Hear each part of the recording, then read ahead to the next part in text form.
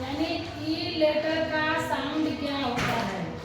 जैसे हमने बताया था ना कि जिस प्रकार हम हिंदी में मात्रा लगाते हैं उसी प्रकार हम अंग्रेजी के वर्ड में भी मात्रा लगाते हैं। ठीक है, मात्रा लगा लगा करके हम पढ़ते हैं इस वर्ड को। तो चलो देखो कि जब ई आएगा वर्ड में तो ई का मात्रा कौन सी होती है, ई की कौन सी मात्रा होती है। देखो बेटा, ई की मात्रा होती है ए मात्रा होगी और ये कब होगी, इसको हम कहते हैं शॉर्ट साउंड। जब शॉर्ट साउंड की बात होगी तब हम इसको कहेंगे ए की मात्रा।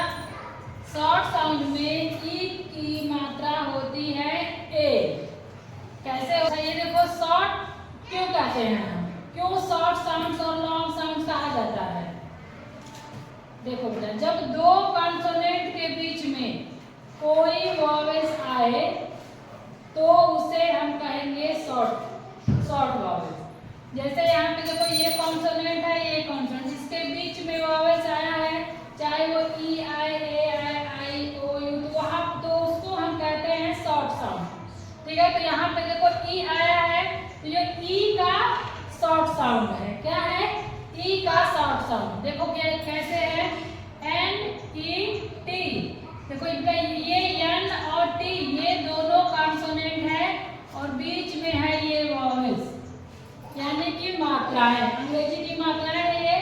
तो ये एन ई टी, इसको हम कैसे पढ़ेंगे, एन का होगा न, ई का होगा ए और टी का होगा त। इसको मिलाएंगे तो क्या होगा, नेट। उसी तरह से देखो टी ई एन, टी का होगा ट, ई का ए और एन का न, ten.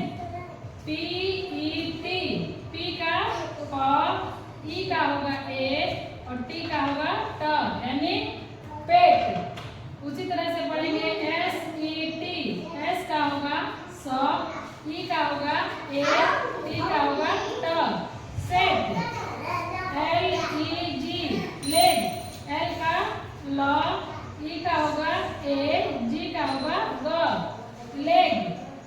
H E N, H यानी ह, ई का होगा ए और एन का होगा न, एच ह ए न, हेन।